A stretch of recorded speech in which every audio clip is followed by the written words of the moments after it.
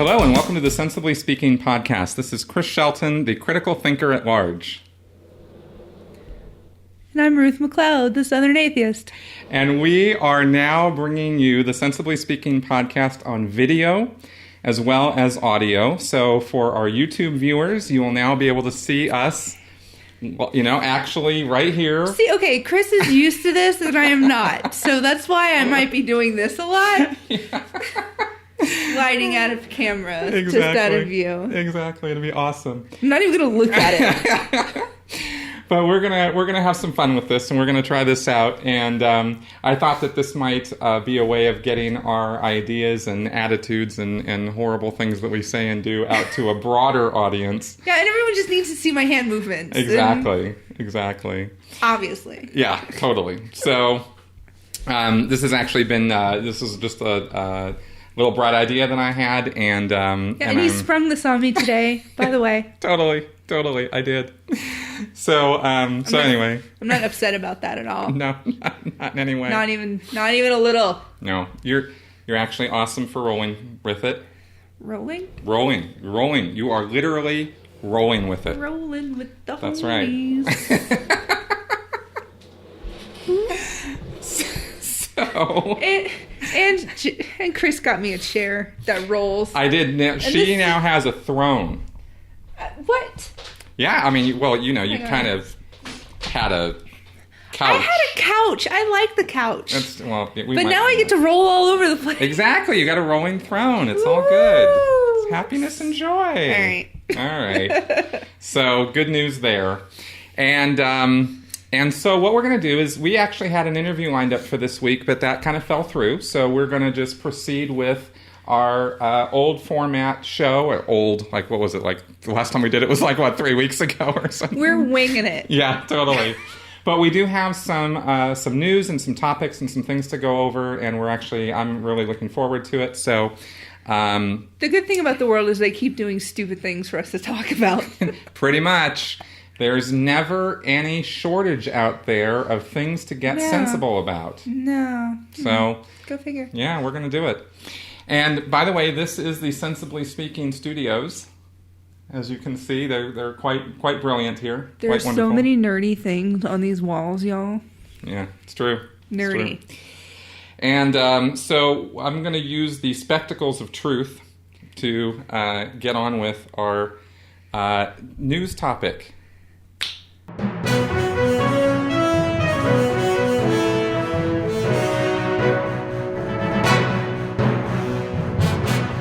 Just like that, I get to do stuff like that.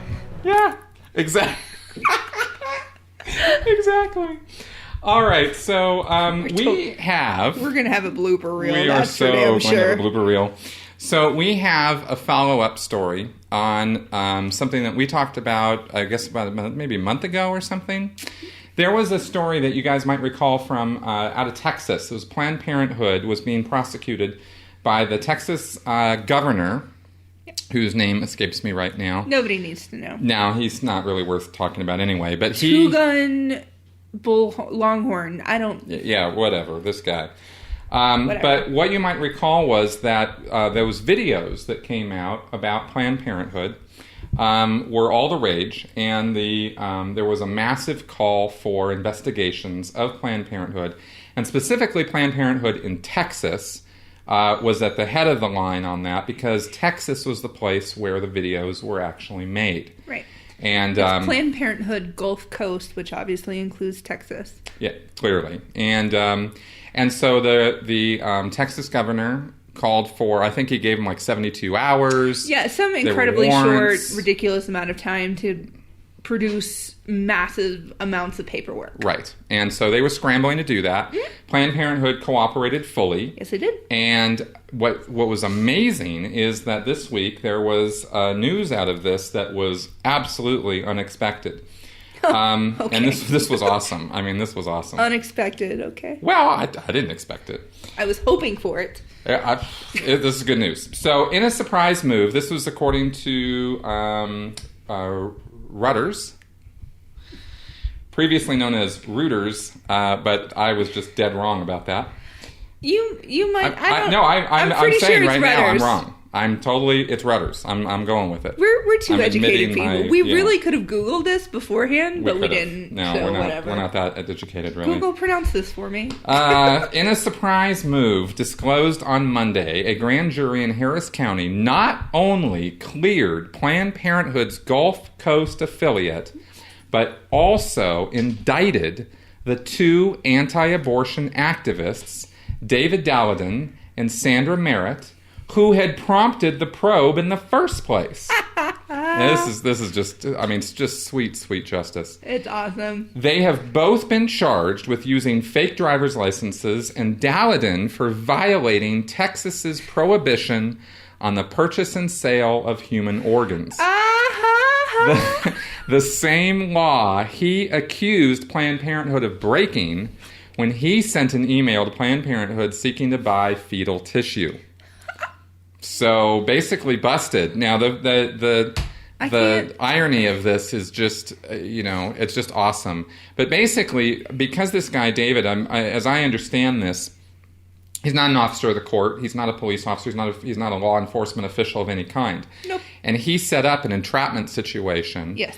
And did so by actually breaking the law by saying he wanted to buy fetal tissue, which you can't do. Right. And I guess as an individual or something, right? Yeah. And so he set this whole thing up as some sort of sting on them. And the grand jury looked over all the evidence on this, everything that happened, and said, well, no, we really can't issue charges against Planned Parenthood for having done something wrong because they didn't break any laws in what they were doing. But this guy did. Yeah.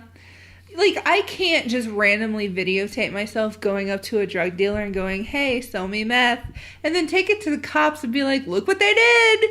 Because the cops aren't going to go, oh, you're doing an entrapment documentary? No. That's not how that works. Exactly. And of note here is that from the very start, Planned Parenthood and its Houston lawyer, Josh Schaefer, settled on a strategy of cooperating with investigators and volunteered documents, encouraged prosecutors to interview employees, as well as giving prosecutors tours of the Houston facility. So they were not bucking the system, trying to fight this, trying to get in the way, trying to obfuscate investigation. They're, I'm sorry, but we kind of look at them as the good guys. Yeah. And they were being, basically wrongfully prosecuted or, investigated, right. But as a result of these videos that were also admittedly heavily edited and doctored, right? Mm-hmm. So as to paint the Planned Parenthood and the Planned Parenthood representatives in the worst possible light. And really just unacceptable behavior on the part of the anti-abortion activists. So here's the actual main issue. This crew, this 2-person, whatever their name is, Merritt and what is it? What did you say, Sandra Merritt and David Daleiden. Okay. These two, what they've actually done in the long run, they get prosecuted, they go to jail, fine, whatever. I can sit here and, giggle and glee all about it that I want. But what they've done is completely tarnished Planned Parenthood in such a way that it has stopped funding. It has completely made people distrust them, who are barely hanging on by a thread with Planned Parenthood anyway. And so that's the tragedy here. Well, yeah, because they did something that they went about. They have a stance, they have a position, right? And you can disagree with it or you can agree with it, right? In terms of abortion being murder and abortion being a woman's right or not, and that sort of thing. You can have whatever opinion about that you want.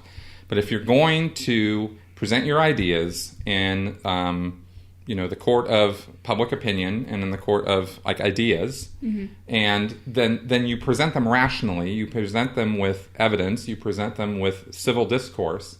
And I guess we'll be talking about that more a little bit later as well. But this is how you do it.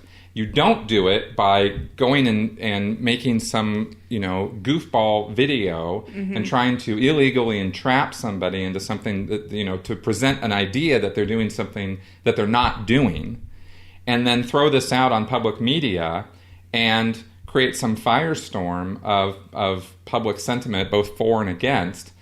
That's not the winning strategy. And the grand jury in Texas just proved that. And I got to hand it to Texas and to Texans here on this, because despite all the hype and the inflated nonsense, when it gets into a court of law and they actually review the facts, they came back with a rational decision, and that was good. Right. So, kudos to Texas. So, good news is our interviewee popped up, and so we're now going to be able to go on to an interview portion of our show here, and we're going to get to that right now. Peter Boghossian's a full-time faculty member, I think assistant professor of philosophy. Yeah. Yep, at the philosophy department at the Portland State University, and he's also a national speaker for the Center for Inquiry, the Secular Student Alliance, and the Richard Dawkins Foundation for Reason and Science, and we're very happy to have him on our show. So, welcome, Peter. Thank you very much for coming on. Well, thanks for having me. I appreciate having a conversation. You caught me at a good time. I've been up since 3 a.m. working this morning, and I taught 2 classes, and then I came home and I had a few drinks. So I think I'm in a perfect mood to have a conversation right now. Perfect. Now, Peter has also written a book called A Manual for Creating Atheists, and we want to actually talk about that a bit. There's this thing that people do, or that is done, that you can find on the internet. A man named Anthony Magnabosco has made some videos doing this. Magnabosco. See, always ruining those last names, just butchering them. He's very good at killing last names. I am so good at that. But anyway, he has done videos of what's called street epistemology. And Peter, could you talk about what that is and what the point of street epistemology is? So Anthony Magnabosco, and I think he's on Twitter at Anthony Magnabosco, certainly at his YouTube channel. It's spelled like it sounds, Magnabosco, B-O-S-C-O. Many people, Anthony's one individual who's gotten particularly adept at it, but there are other individuals who practice it well, and he has a GoPro camera. Are you familiar with that? Yes. Yeah, so he'll have a GoPro camera, and there are no actors. They're 100% real people, and it's in San Antonio, Texas, primarily but not exclusively, where Anthony does it. People have been doing this all around the world, and they have polite, civil, respectful conversations about faith, superstition, gods, karma, beliefs people have about the supernatural realm, etc. And they're usually, but not always, brief. 5-10 minutes. Sometimes they run longer, but 5 to 10 minutes is really all you need. Yeah, and Anthony usually even sets a timer and tells the person, hey, it's only going to be 5 minutes. And he puts them on a clock. I think it's important to be respectful of people's time. Mm-hmm. And I think if many people might be hesitant to have a longer discussion, but I think that you can pretty much understand the reasons why people believe something. I don't really think you need more than 5 to 10 minutes. You know, there are exceptions to that. If someone has this really, before I want to say this, who is your audience here? Because I want to. It's a broad range, actually. I was going to say ontology, but I don't want to use philosophical terms if that's going to be, if those are I would ask you to define that. Okay, so there are certain contexts in which somebody has a rather complicated belief system, karma and reincarnating through bodies through time, Dalai Lama, Buddha, those take more than 5 minutes to unpack and really understand the reasons why one believes that. But as a general rule, you can really do it almost always within 5 minutes. But again, I want to stress that there are exceptions to that. Sure. And is there some kind of an end goal beyond just having a discussion with the person, or some sort of purpose for doing this activity? Well, yeah, there are a few goals. One is to figure out if they have a method of reasoning that you don't, if they know something that you don't know. And if they know something that you don't know, then you need to figure out how they know it so that you can know it too.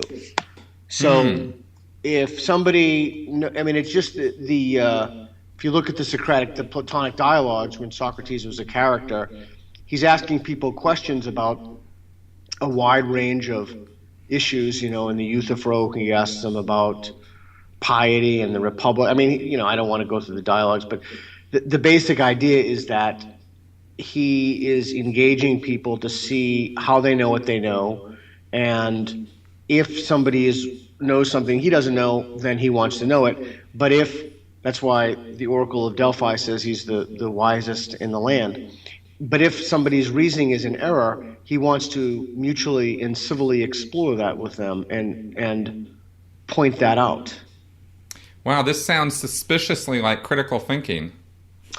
I think that's absolutely correct. It's a way to. I teach a philosophy of education class at Portland State, and I tie the Socratic method into the American Philosophical Association's Delphi report, which is kind of the gold standard for critical thinking.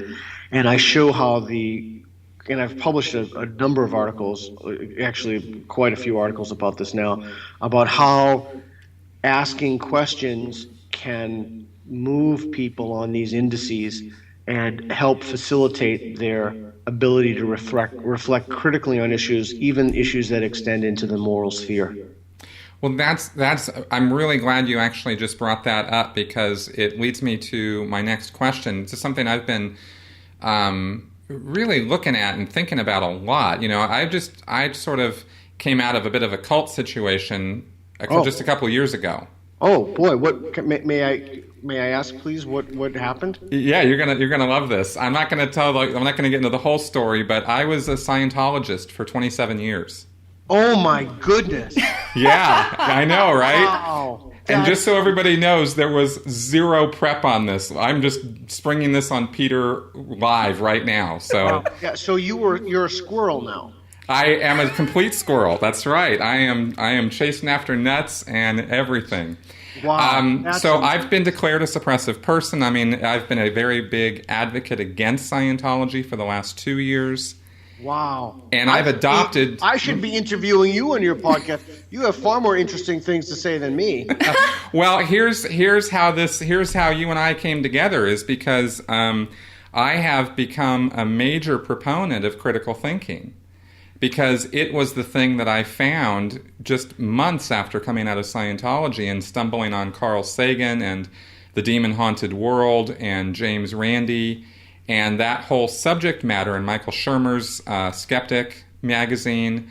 And it was a bit of an enlightenment for me, right? Wow, that's so interesting. Can I explore this with you for a minute, or is that okay? Sure. No, absolutely. We're having a conversation. I'm just going to chill out for a while. It's your podcast. I don't want to monopolize with my questions. But so you, how many? 27 years? Yes, I was pretty much born into it. I was raised with it, and I officially got involved when I was 15, and I started working for the organization when I was 17. What did you do? What did you do for them? Well, lots of things, pretty much everything. I worked at the local Church of Scientology in Santa Barbara. Wow. I did that for 8 years, and then I joined the C organization. And when I was 25 years old, you did join the C organization. I did, and I was involved in that for another 17 years. So you were kind of born into it. Yes, I was. That is absolutely fascinating. And what got you out of it? Well, after seeing enough things wrong with the organization and with what it was saying it was doing versus what it was really doing, and the fact that my daily life had become a bit of more lies than truth, I eventually opened up my eyes to the fact that what I was involved in was not good, and I got out of the C organization, and then... within a year, I was declared a suppressive person because I had gotten on the internet and found out how bad Scientology actually is. Yeah. And I've written a book about it, by the way, too. You've written a book. I was literally just going to ask you that right now. That was my next question. So you've written about this. I have. I've written a critical analysis of Scientology as a subject, which is the majority of the book, and the first chapter is my own story. It's called Scientology A to Z New. That's a brilliant title. Yeah, kind of cool, huh? I was pretty happy with that title. Oh, that's a brilliant title. I should solicit you, since we're talking about this. So I have an app coming out called Atheist. Yes. Yeah. I wanted to ask you about this. Yeah, it guides people through conversations, these really, I'm telling you, this is one of the reasons I've been killing myself lately, waking up, because I've been working so hard on this. There are just tens of thousands of fields in this thing. It's just so epic that even thinking about it is causing me to be stressed out. Yeah, but we have sections on Scientology in there written by former Scientologists, and I would love it if we have a essay section where we take notable atheists or notable people who have left a faith tradition and they have written essays. So at some point, maybe after this podcast, I'd like to talk to you about maybe they're only 300 words, a brief contribution to the app. And I have no problem writing at all, so that would be great. Yeah, that could really help a lot of people who are struggling with that. So, you said you started realizing things about it. So, is it fair to say that you were honest with yourself about the things that they were teaching you, and the thing that helped you escape was self-honesty? Yes, and realization that what had been going on in my life and what I was doing was not what I wanted to be doing, because the whole purpose and activity of Scientology had changed over the years that I was in it. It changed how so? It became completely 100%, 1,000% just money oriented, and it was no longer the organization I had joined, which I thought was about helping people and giving them services, courses and counseling and whatnot. I mean, I actually believed in that methodology for quite some time, but even within the church internally, it no longer became, doing those activities. It was just a money grab, and it was too obvious to deny. That's so interesting. So do you have any speculations about, I have my own speculations. I haven't looked into this too much. So yeah. Do you have any speculations about the way that they use the e-meter to cement people's beliefs through auditing? Yes, I do. And in fact, I've made many, many videos where I've discussed Scientology from a fairly critical point of view and have broken down different parts of it. And my next major project that I'm actually in the middle of right now is a video about the e-meter. Wow, that's really good. Could you email me those if you don't mind? Absolutely. I'll send you a link to my YouTube channel and you can check it out. Yeah, I'd appreciate that. Thank you for doing that. Are you afraid of being sued? No. Why not? It could happen. I mean, but am I afraid of it? No, I'm not afraid of it.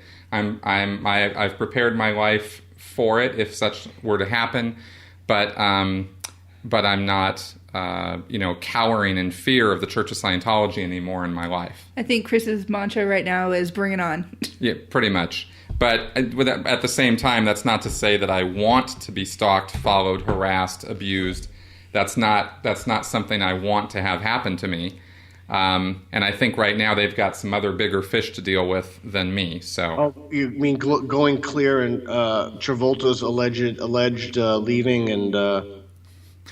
And about 5 major legal cases that they're battling with right now, including being banned in Russia, and they're right on the edge of being banned in Belgium and France. I mean, these are very serious cases for them.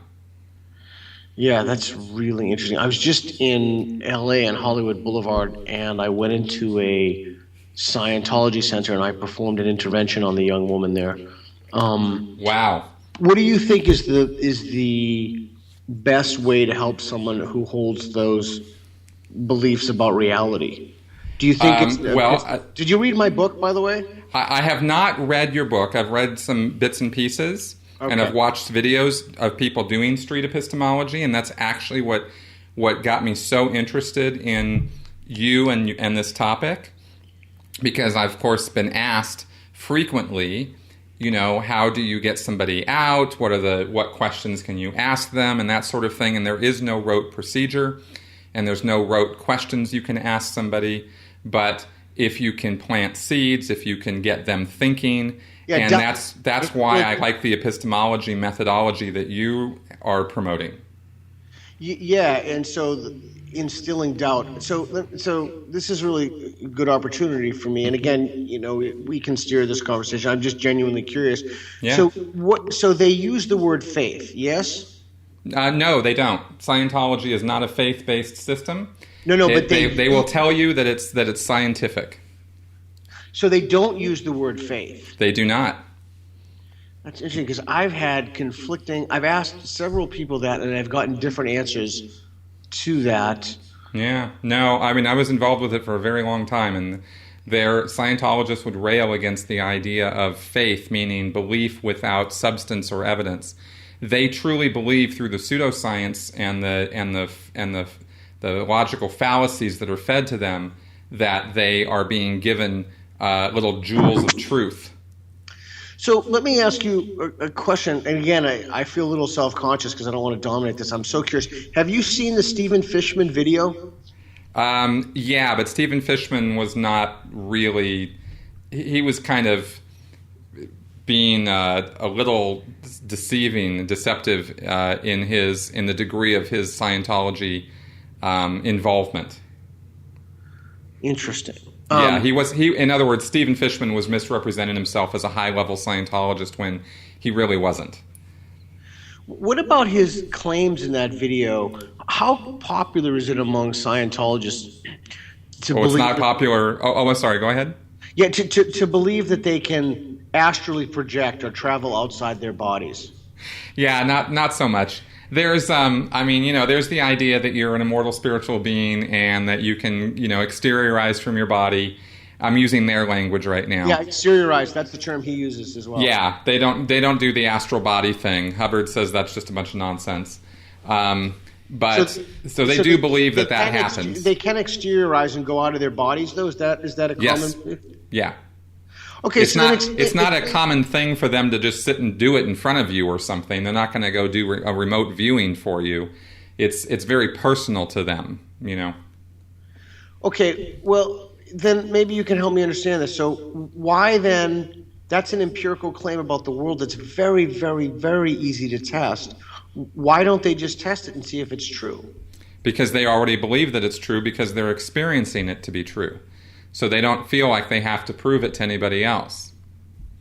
They don't feel like they have to prove it to themselves? No. To themselves, it's a subjective thing. It's wholly subjective, right? The idea of going out of your body, seeing yourself, from across the room, that sort of thing, that's all the proof they need. Look, I was in a room, I exteriorized, I saw myself, I saw my counselor, it happened, I don't need further proof of it. Is sort of what their assertion would be.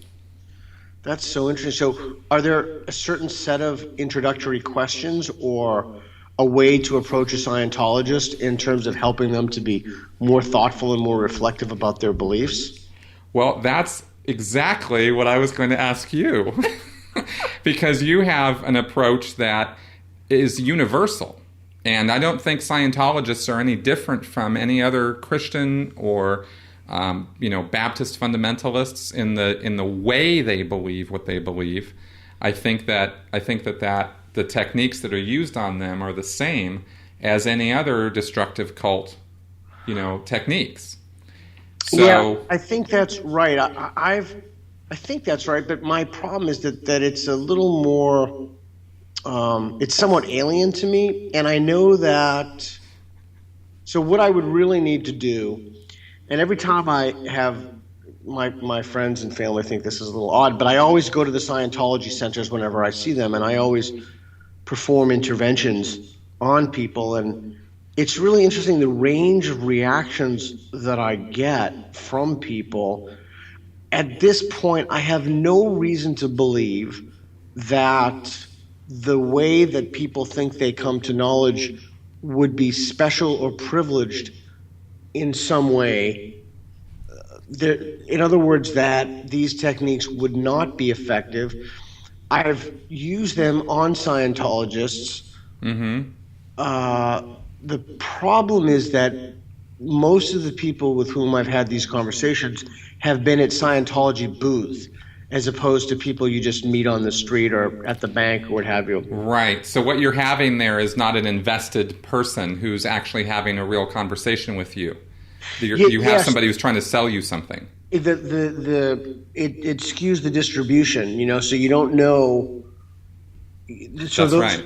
Yeah, so you would need a larger sample pool to test the techniques. Exactly, and you would need to encounter them and speak with them outside of a sales, Exactly. Thing, as they say, their natural habitat, like just in life. That's right. That's right. Okay. If you were to hang out outside of Church of Scientology after class hours, let's say, when actual Scientologists, not Scientology staff members, are coming out of the building, and you approached one and just had a conversation with them about their quote-unquote faith, they'll engage with you if it's a friendly thing. Yeah, if you have a camera on you, odds are they will not talk to you.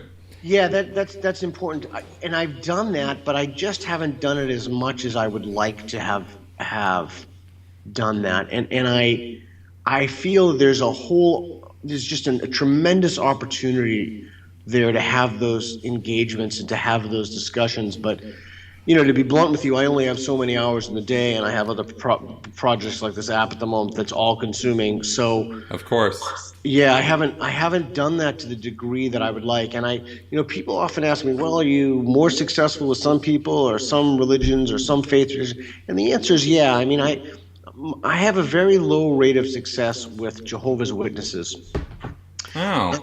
I've said that publicly, and I've gotten a lot of emails from people who were former Jehovah's Witnesses, and they've given me some inroads or some initial questions that might help or ways of conceptualizing or understanding the problem that I didn't have. And I've used some of them, but not to the extent that I would like. But that's why I had asked you about Scientology, if there were some initial questions that something I should know about that's unique to Scientology.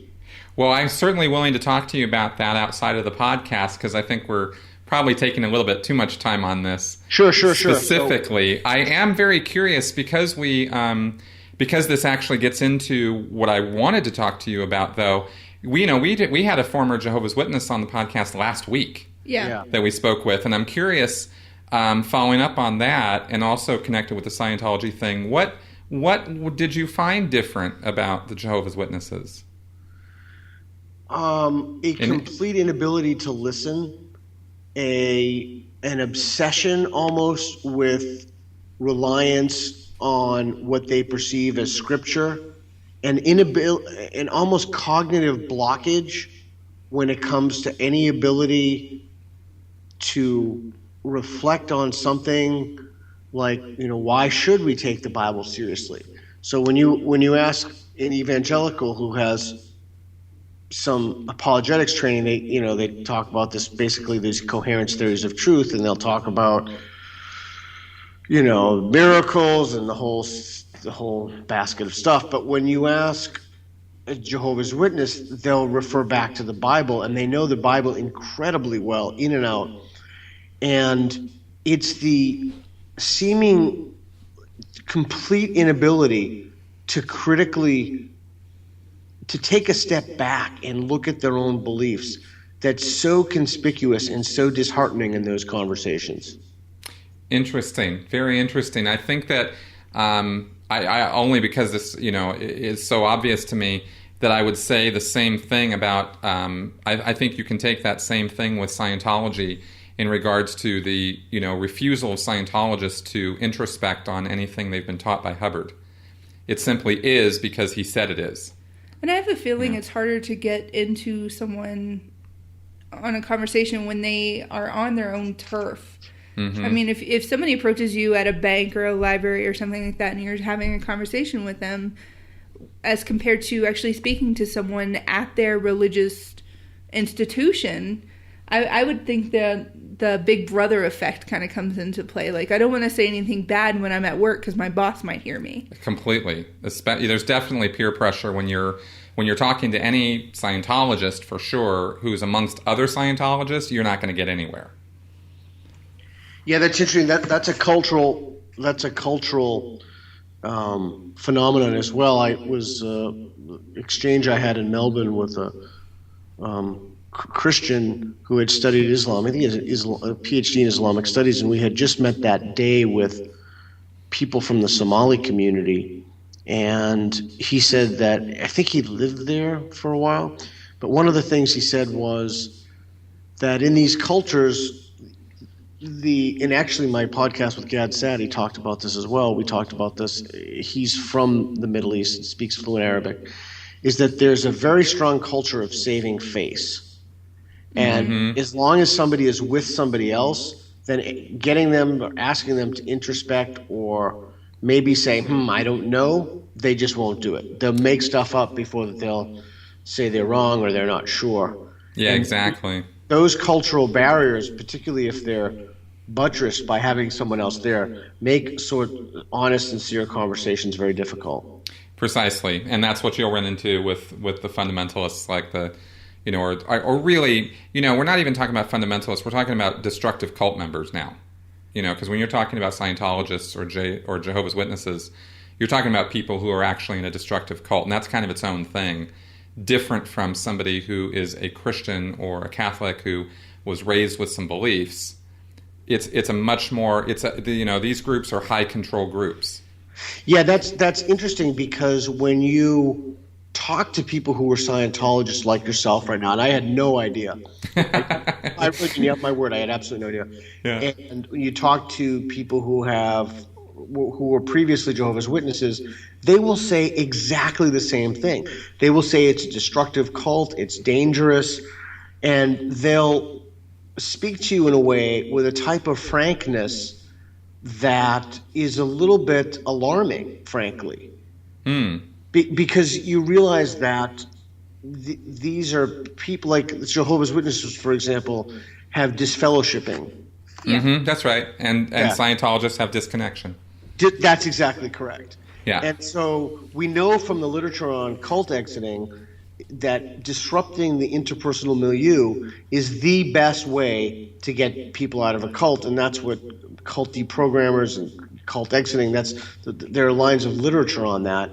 And there's something particularly creepy and even dastardly, to use a weird word, about the idea of breaking this communal structure that they have. It's just reinforced, so it makes it more difficult for people to leave the faith, especially in the case of Jehovah's Witnesses, where, and I don't know if this is true for Scientology, but I hope you'll tell me, in which almost all, if not all of their friends are church members. That's exactly part of the control mechanism, is that they arrange things exactly the same way as the Jehovah's Witnesses, discourage friendships or relationships outside of the cult. It's very black and white thinking.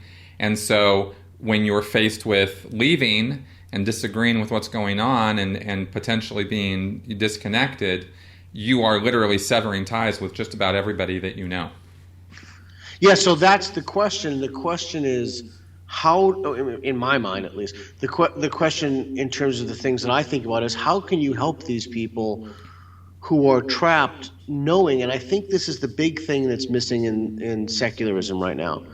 And people have written, James Lindsay just wrote a book about it, Dan Arrow has written some, but people have written some about it, but this is still a piece of the puzzle that I think we should do a much better job at plugging. How do we give these people nurturing communities that are not steeped in delusion? How do we give these people, friendships and help them cultivate relationships with people? Because they really have been through a traumatizing epistemological and even moral shift, and it's not just enough that we help them reflect on these beliefs, because it's pretty scary for people to realize that they had been trapped in a system like yourself, and then once you start being honest with yourself, and when they get out, what do they do? Where do they go? Who do they talk to? I think the Clergy Project has done some of that, and Recovering from Religion with Darrell Ray does some of that. But I really think that the impetus is on us now to help people replace those communities from communities of delusion to communities of authenticity. That's really funny that you say that. I have literally, for about the last 2 years, have been writing a book on secular communities.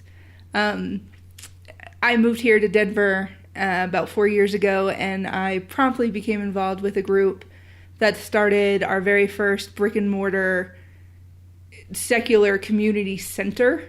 You mean like Sunday assemblies? There is a Sunday assembly in Denver, but we actually we rented out a space that we have 24/7 access to. We pay rent on it. We've been there for coming up on 3 years now. I'm a board member of it. But that actually is something I see a lot. When I left my religion, and I don't have quite a crazy experience as Chris did, I grew up Church of Christ. When I left, I had one of those moments like, oh God, I have no friends. I don't know anybody, and all the people that I supposedly know are somehow bad. And one of my big issues is changing the stereotype that people have of atheists. And when I did move up here, it became incredibly easy to be an atheist up here because nobody cares. Here in Denver, yeah. And here in Denver, Colorado Springs, not so much. But the Secular Hub is what it's called. That is our community center. We have regular events there, movie nights, lectures, parties. We've had marriage ceremonies there. We've had mourning ceremonies there. We've had funerals, all sorts of stuff there. I had my birthday party there because I could, whatever. But we have this sense of community, and I think if I ever left Denver, a part of me would feel like it died a little because I've lost my community again. Because I lost my community when I left my church, and then I lost my community here, and that kind of got me thinking. Can we go what back? Do other atheists do? So you were what religion? Church of Christ, non-denominational. Okay, and how long were you in that? I was raised in it up until I was 18. Wow, So, and when did you abandon or escape your faith? when I went to college. I actually went to college. I went to Southeastern Louisiana University, and almost immediately joined their secular group. It was the first time that I could actually call myself secular. And I didn't even call myself atheist for the first couple of years because that was a bad word. Interesting. And I graduated in 2011, and 2 years later your book came out, and I was pissed a little bit. I'm sorry, because I needed that book.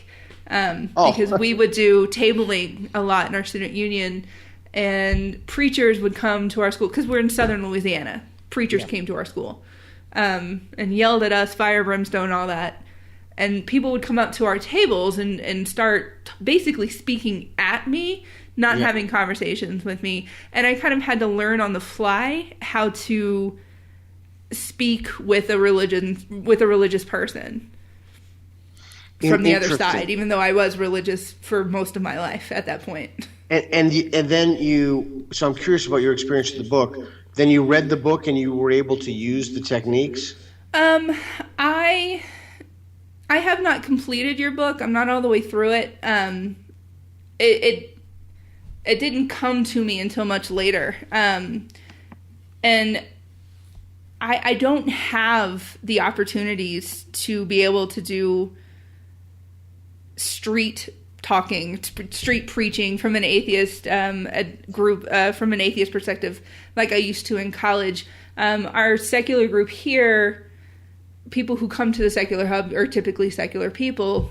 We do a few community activities where we'll set up a booth outside. Mm-hmm. But again, Denver is kind of a lackadaisical about religion. I don't get a lot of people who come up to me anymore and telling me I'm going to go to hell, or arguing with me about how one book of the Bible proves the other book of the Bible. Right. And stuff like that. So what is your goal in this podcast and in the whole secular shtick? What is your objective? For the podcast? Well, with the Secular Hub, really. Oh, well, the Secular Hub, yeah, but the podcast as well. I mean, what are you seeking to get out of this? I'm essentially here because Chris basically made me. Wow. No, that's not true. Well, Chris actually kind of pushed for the podcast to happen. I'm the one who started it. I think he brought me on because I disagree with him on a few things. Not always, but sometimes we do disagree. Yeah. But I feel like he wanted a dialectic then, Chris. I did, and I wanted opposing ideas, and I also wanted same ideas, and I wanted to be able to rationally and sensibly and skeptically present ideas out there that were mine or hers, and and kind of bounce things off of one another. And mainly, also, my effort in starting this podcast was to promote skeptical thinking and critical thinking and reason, which is something Ruth and I very much see eye to eye on. And I was very interested in talking to you about this because I wanted to find out from your work with what you're doing, what you found to be workable in doing that, and how do you get people thinking more skeptically and more critically?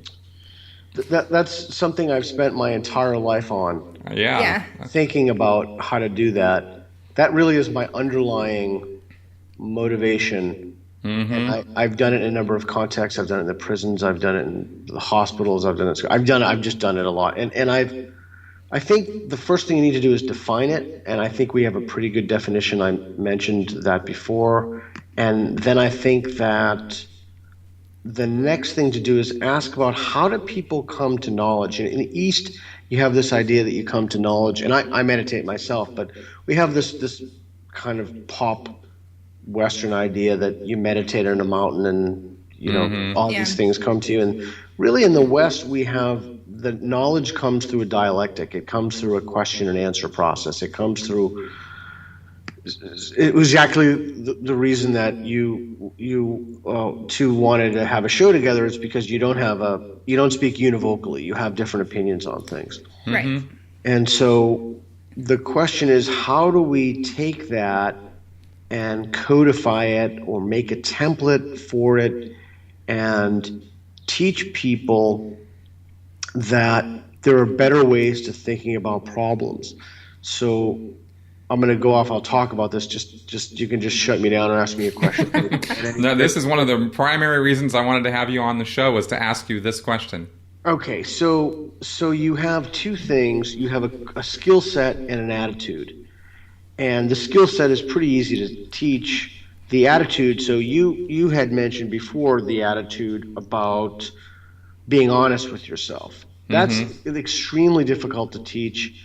Very few people write about it. I have my own ideas how to do it, modeling behaviors, and it's complicated. But so you have the skill set and the attitude. The attitude has to precede the skill set, because if the attitude doesn't precede the skill set, then either people won't think it's important to learn these things, or people won't learn them with particularly difficult subject matters or subjects that have emotional valence. So as long as the the attitudinal dispositions of critical thinking proceed, or at least, at the very least, come at the same time, you won't have a problem. The problem is that if people either don't know why they're learning what they're learning, or they aren't willing to apply what they're learning to difficult subjects. And you see that in apologetics. Michael Shermer's insight that smart people are better at rationalizing bad ideas, I think, is one of the greatest insights that we've had in the last 25 years. I have certainly used that myself in talking to people about how people get involved in destructive cults, and they have to be morons and this sort of thing. And in fact, it's actually usually just the opposite. That's exactly right. When they raided, I think I was listening to I can't remember his name. I talked about him in my Imagine a Religion 5 talk. I was watching Charlie Rose interviews. When the United States Army or the Special Forces raided the largest raid ever on ISIS, those guys weren't poor Palestinians without shoes. They were doctors, lawyers, professional class people. I mean, these were not stupid people. And I understand that doesn't feed into the narrative that many people have, but it just, you have to look at what the evidence is. It totally makes sense to me. Yeah, so that's the other thing. It's that people will, I think when it comes to thinking critically, I think that there are some fallacies or mistakes in reason that people make. I used to think a really big one was causation versus correlation. It's like a root fallacy, and I still think that now. But I think that those fallacies, there's a deeper fallacy that I think it's important to start off with when you start talking about this and thinking about this.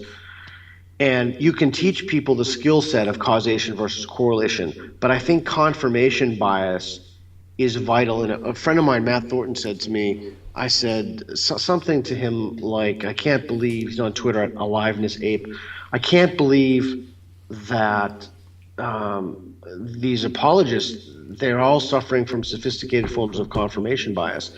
He said something so interesting to me. He said, there's nothing sophisticated about their confirmation bias at all. And it just floored me because he was right. It's just rudimentary confirmation bias.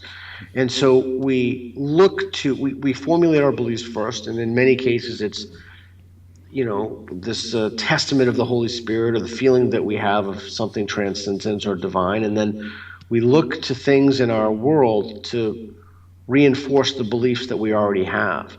And precisely. Everybody does that. It's more conspicuous in certain arenas, but everybody does. I do that, and I do my best to stop doing that or to be conscious of it. But the difference is that I don't think I'm a better person because I do it. A lot of people of faith think that they're better people because they do this.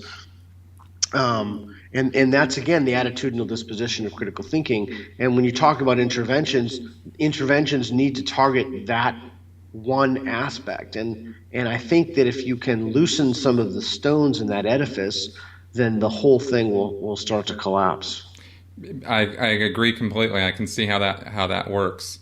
And I think, what would you say to the idea, because this is just something that's kind of been bouncing around in my head for the last year or so, is the idea that, that one reason why confirmation bias occurs it's just part of us that we do this is because because it feels good.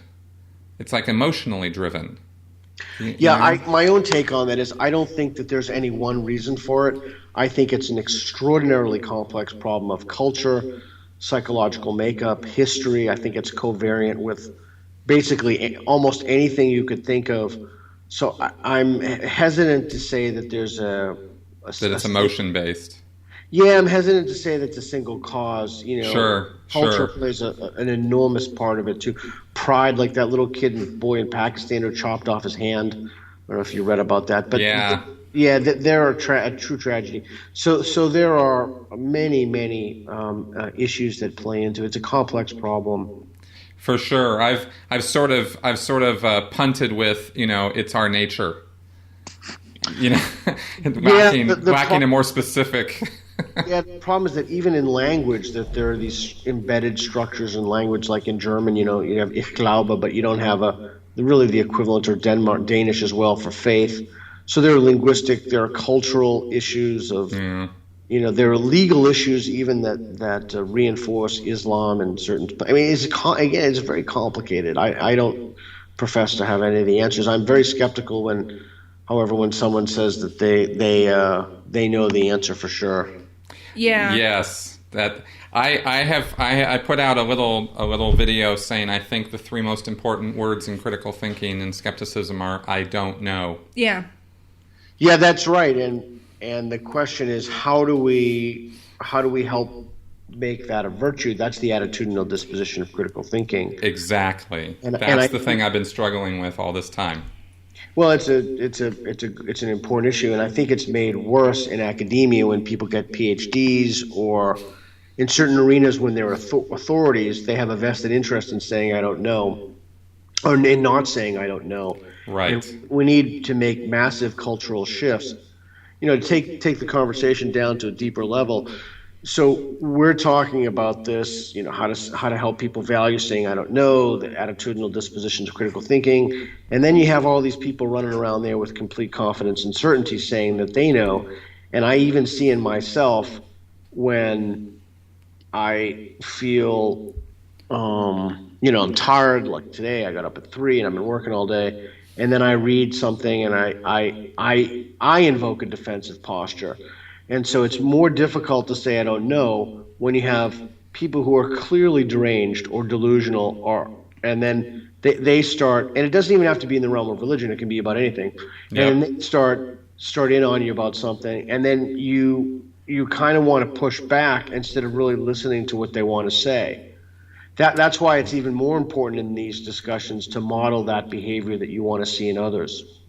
Exactly, big time. And again, something that very much appealed to me about this approach was the rational and it seemed the most true embodiment or epitome of actual skepticism. Actual reason being used is, I'm going to go talk to a person and we're going to have a rational discussion. Right. Chris and I actually had to change the way we do our podcast, because what we would do is spend the first hour and go over everything that we were going to talk about. Right. And we would argue before we were recording. And then by the time we recorded, we're in complete agreement with one another. One of the other one has changed their mind about something. Yeah. And people are like, you're boring. We can't. So you guys so here's the interesting thing about that. Did you see the famous Jon Stewart when he was on Crossfire many years ago? Yes. Yes. It was really interesting how his claim was that, and I definitely think that there's some truth in that when there's someone on the right and someone on the left, all nuance is lost. And the thing is that we, in the background here, we don't have video on, and I have CNN on the background. It says, and I'm looking at the debate with Trump. Dave Rubin's thing came across my feed. It's not a debate if people know the answers beforehand, the questions, and it's not a debate. Yeah. But even that idea of what is a debate, I don't know if you saw the Steven Pinker, Malcolm Gladwell debate about is there progress? I had not seen that one. Yeah, it's interesting, but not for the reasons that you'd think it would be interesting. It was interesting just because of the tactics that the people on Gladwell's side and the way their strategy and the way they argued was fascinating. Alain de Botton, who is actually the most popular philosopher in the world on Twitter, it was fascinating to me. It was almost like a showcase of dysfunction. But what was even more interesting is, why would you have a debate about that? Like, why wouldn't you just have a conversation about it? Why does there have to be? It's just a weird notion to me.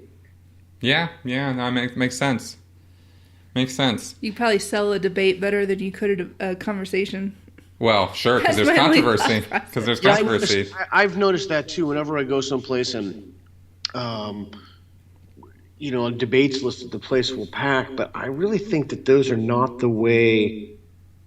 I don't know. What is your experience in Scientology? If someone started, challenging you, questioning your beliefs, like to win with the objective of winning, do you think that would make you more or less open to their position? Well, when I was a Scientologist, it was a steel wall. They weren't going to budge me, you know. So it was me arguing from a position of what I considered intellectual authority, because I knew I was right. And I had all these facts and figures, and I had used, all my intellect to rationalize and make things make sense that, I can now see didn't make any sense. But I was using my own intellect to make Hubbard's words make more sense than they really did. Yeah, and have you had any success in helping people overcome these delusions? Yeah, that's what my whole YouTube channel is all about. Well, You'll see when I send you the link, the kind of stuff I put up. I'm really eager to look at it. What kind of feedback have you received from people? Have you received feedback thanking you, or? Yes, a lot of that. Yes, it's been overwhelmingly favorable, and I've loved it, and very, very, very much been surprised by it, and very appreciative of the overwhelmingly positive response. Well, that must make you feel incredibly good. It does actually, and very encouraging. That's one reason to continue doing what we're doing, and actually that's what led me to start a podcast. Was let's take this further. I don't want to be talking about Scientology all the time. Right. Yes, we end up talking about Scientology. We do. I know Ruth gets a little funny about it sometimes, but it's it's a hot topic item too. So, and it leads to other important conversations like, how do we get people thinking more skeptically overall? And that's what a big interest of mine is at this point. So I think what's key for that, when you say how do we get people thinking more skeptically, again, I think it's the question of how do we help people to be more honest about what they actually believe. And I think it's not simply an answer about giving someone a tool set. I think it's much more than a tool set. Yes, I agree with you. I think it's more fundamental than that. So, I mean, I find those conversations to be interesting and important, and listening or thinking about some of the approaches that people take when they talk to people of faith, particularly if, like you said, I can't remember your exact thing, but you were an iron wall and you weren't, and you simply weren't having any of it. That's right. Yeah, That's right. and so that how do we have conversations with people like that? I mean, I think that those are extraordinarily important questions that we need to talk about and be honest about. Big time. Well, Pete, we are running out of time right now, and this has been absolutely fascinating and definitely not the direction I thought we were going to go in.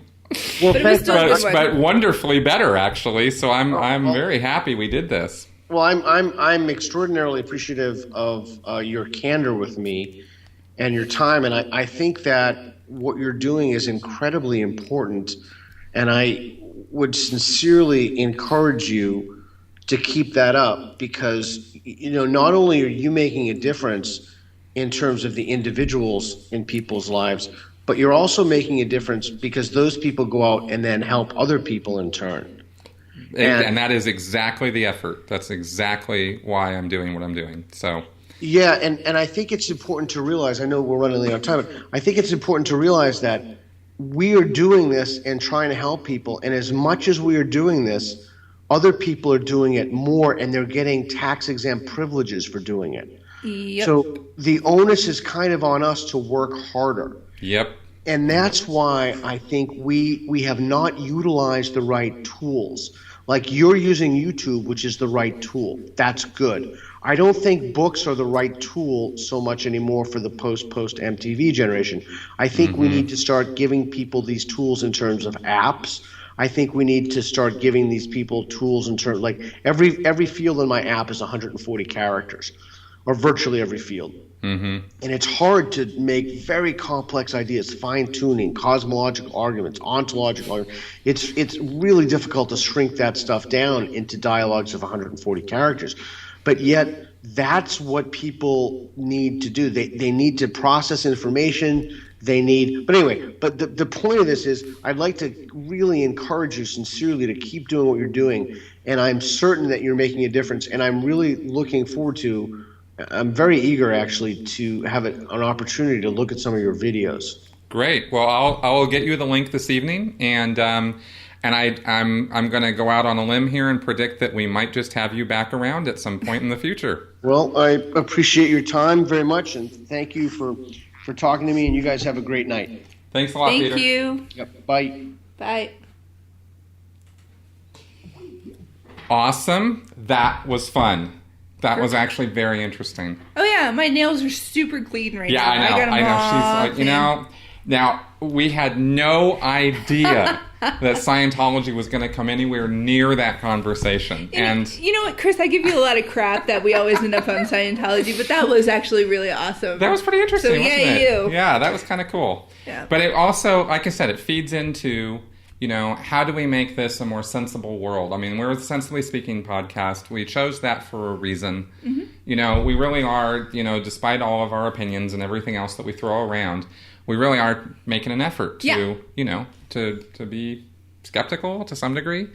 And, and everybody can get better at that. Right. And Peter's book gives methodologies for doing that. Right.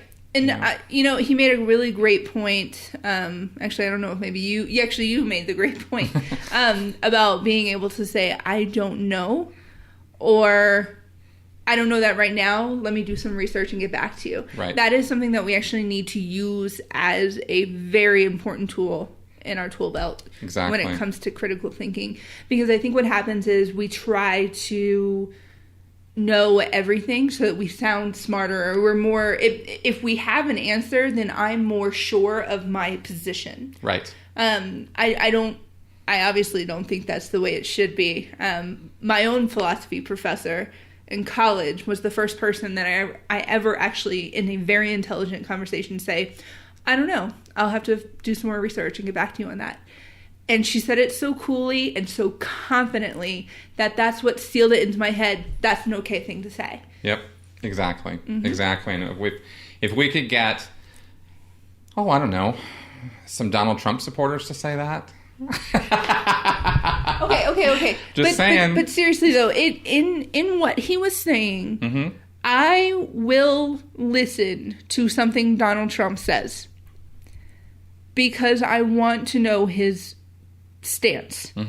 I think if we were just talking about this, if somebody just completely shuts down every other argument, then all you know is your one little thing. That's right. And I don't want to live in that box. I want to be able to have as many choices as possible. And that's why I've said this before. I say this all the time. If I am ever invited to a church, I go.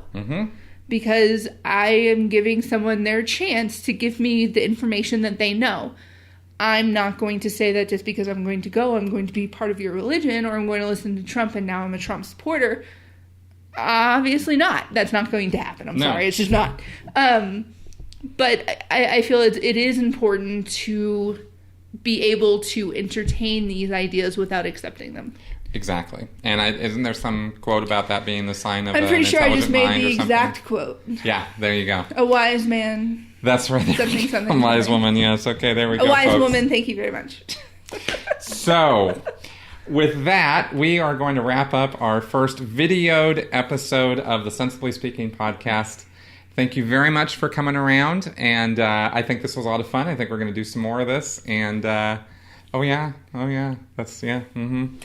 So, if you have, please give us all your feedback in the comments section below of the YouTube channel or in the comments of the podcast, because we want to hear about it. I'm going to make my own comment. Why would you give Ruth a rolly chair? Like, seriously? I know. Look at all this. What's happening here? That is awesome. So, or email us, Chris@sensiblyspeaking.com. Or Ruth at Or Ruth at sensiblyspeaking.com. Damn it. Bam. On camera. We'll see you guys next week. Bye-bye. Bye, y'all.